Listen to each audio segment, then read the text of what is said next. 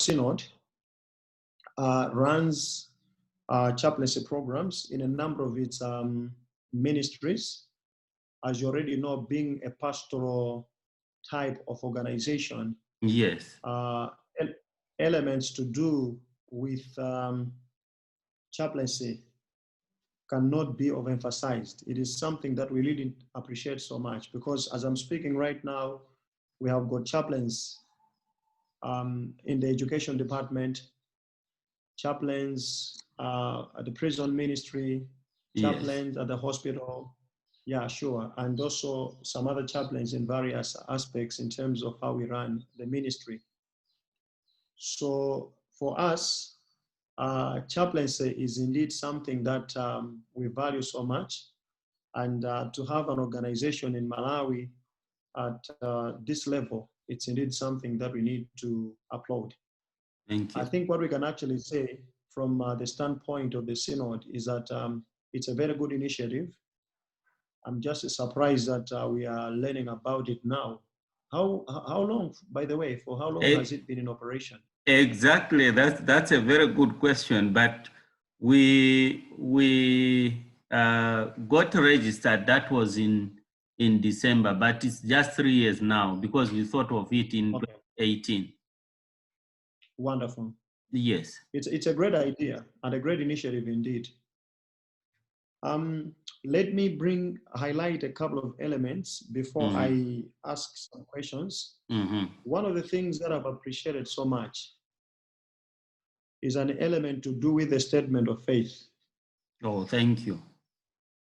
Sure, because this is something which is very significant from a standpoint of view. Whenever we want to get into partnership with an organization, we would like to understand what is the statement of faith, if at all they incline on the faith foundation.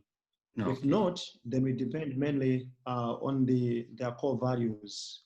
The vision and the mandate, yes, but also on the core values. Okay. So to that end, I would like to appreciate so much. Now, you have talked about a certain element, which I'm going to be asking. So just maybe put it in pack in terms of the way you're going to be responding. Yes. Yeah, I'm going to be asking at a later stage. You talked about an element to do with multi-faith. There, maybe if you can just keep it somewhere.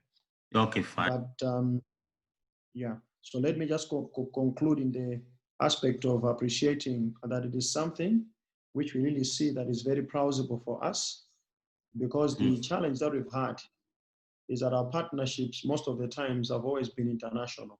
Yet we really something which is contextualized. Yes. Yeah. So in that regard, I would like to really see that this is something that we can be considering. The only question that I have is that you've talked about some partnerships. Apart from the issue of multi-faith that I would like you to handle, you talked about issues of partnerships. And there is IPCC. I don't know if you've ever come across IPCC.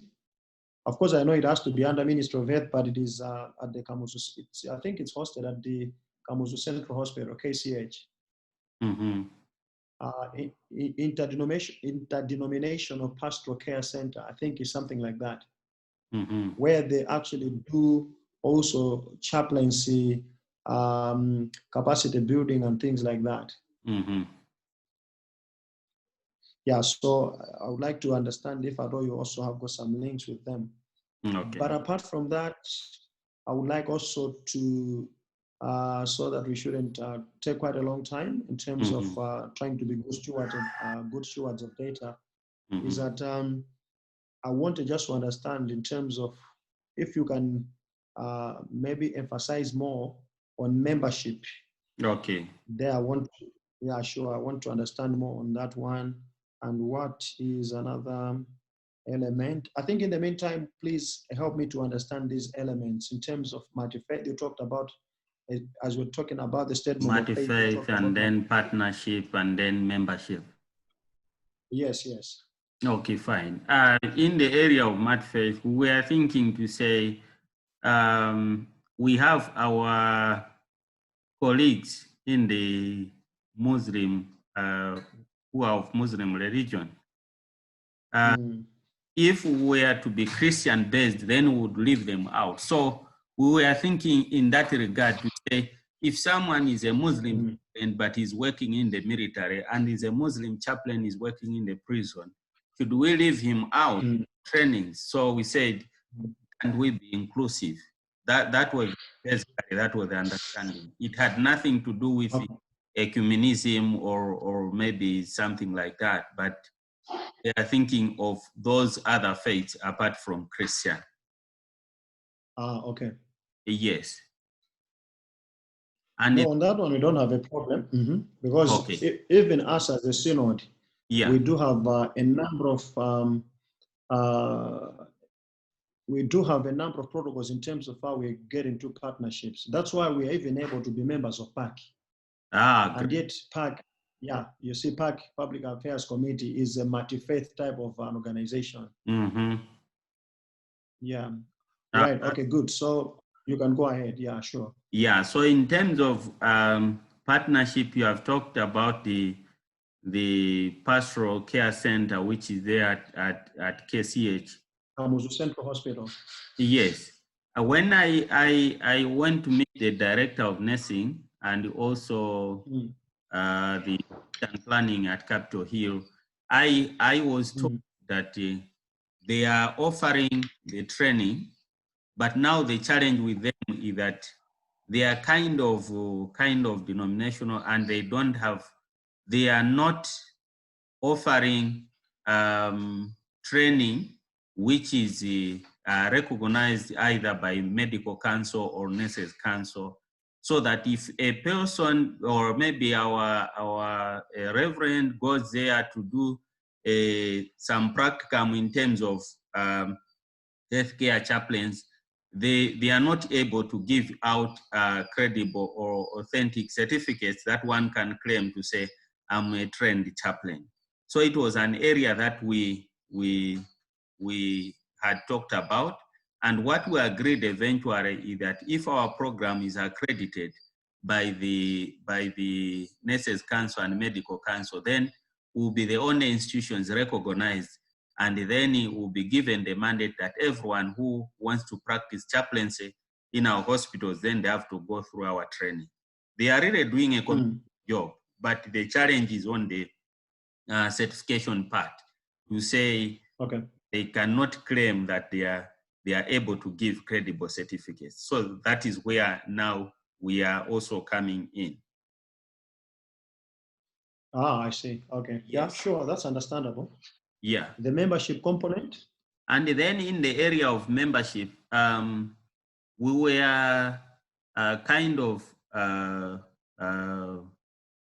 I can say, in a dilemma situation, because we said we may just go ahead and say, here is the membership. But now we need to get that endorsement or that mandate from the Nurses Council, and then we can have their advice from the Medical Council to say, okay, the membership, understanding that this is a spiritual in nature, is different from our friends in the medical field who are solely maybe for, of course, they are doing care, but their income might be much higher compared to a clergy personnel. So we are saying, why can't we put it on hold? And then it should also depend on the agreement to say, suppose Nkhoma says, okay, we have 20 chaplains or we have 15 chaplains.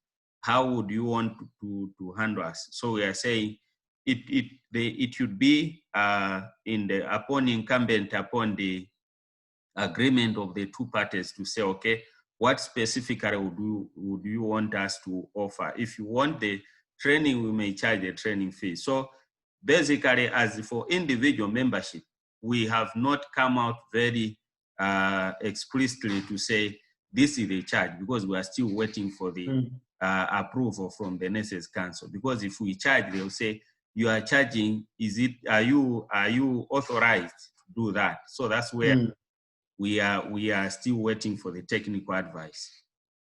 But as for the training fees, to say maybe Nkhoma would want to say, okay, can you train our chaplains?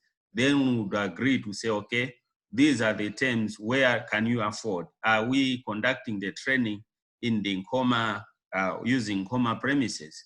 Or maybe we are going to find the venue, accommodation and meals and those other issues. Then we can only charge either the training fee or we charge the whole package. So in terms of membership, the subscription, whether institutional level or individual level, we are saying by end of August, we should be able to come up with the exact fee structure. Wow. So in this case, then what we're looking at is that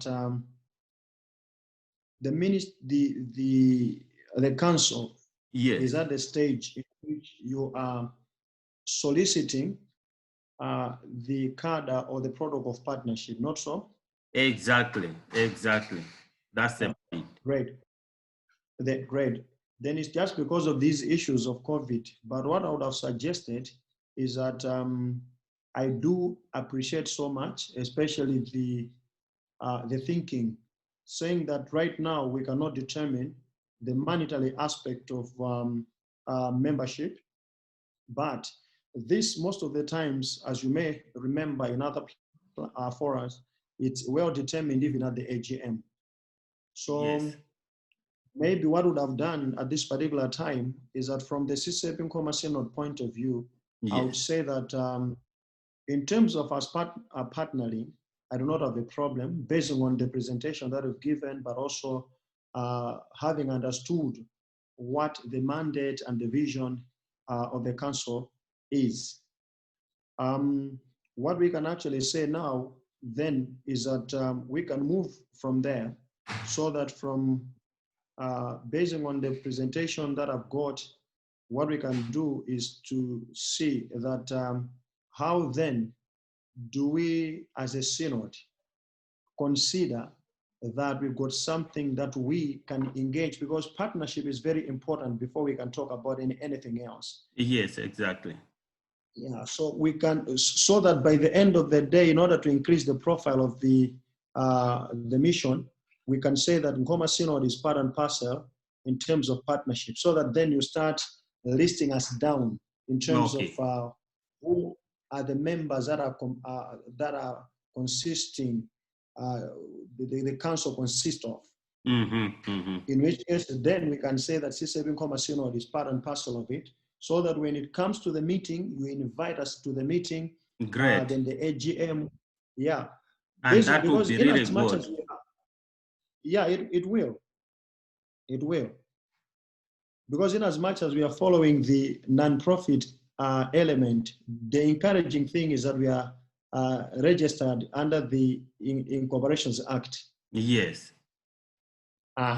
So because we are registered under the Incorporations Act, then we can, as a council, we can have a number of members, so that at a particular time, then you summon or you call for a meeting of all of us, representatives. Yeah, for example, Nkhoma Synod representative, then I can come, or we can call others, for example, like the Anglican Council. And exactly. Yeah, sure.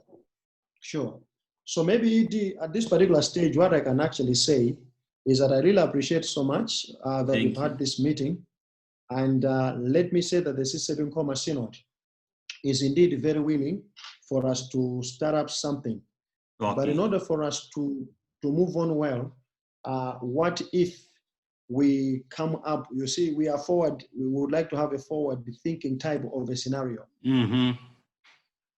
Yeah, so maybe what we can actually do is, even at this particular stage, can you try to send us a framework in which we can actually see that there is something tangible that's coming up? And usually whenever we want to do that, we do that via a route of an MOU. Okay, fine. Not something, yeah, sure, not something which is very, very legal in nature. No, I hear you. Yeah, sure. Okay, no, I'll come up with I'll do the paperwork, possibly of the maybe kind of an MOU. I'll draft a very simple document, And then you also need to have a look at it and also make some edits where necessary. Sure. Yeah. So can we pick it from there? Yes. Today's is it Wednesday. Wednesday. Today is Wednesday. By Friday, the deadline should be Friday. I should be able to send you that document. That will highly be appreciated. Thank you. And I really appreciate your thoughts, your input. I really value them. They are really going to help us. And as you have rightly put it, to say, you know, networking is an important ingredient if at all we are to make things happen. So that can only be possible if you formalize the process. So I will send you that document, but I would also really look forward to your continued input and support in that regard. Otherwise, nobody is an island. So learning is a continuum process. So I'd really appreciate your input. I would be sending you that document soon. Wonderful. No, bank on us. I mean, having heard this presentation, but also looking at how organized you guys are, you know, we as a church which is highly protocol and bureaucratic in a way, we really want something that is tangible and organized. Thank you. Yeah, so send me your email again, a correct one. I've been trying to go through your emails and I was failing. So send me another one and then I can forward you that document. I'll do that right away soon after we quit from the call. Okay, I really appreciate for your time also. Understanding your busy schedule. I don't take it for granted. No, but some other times you need to sit down and also to listen and also to move. You see, these are the blocks that help us also to be structured well, other than just moving up and down. So we need to balance. Yes, so thank you so much as well. Thank you. Wonderful. Have a very good afternoon then. You too have a blessed afternoon. Bye. Bye.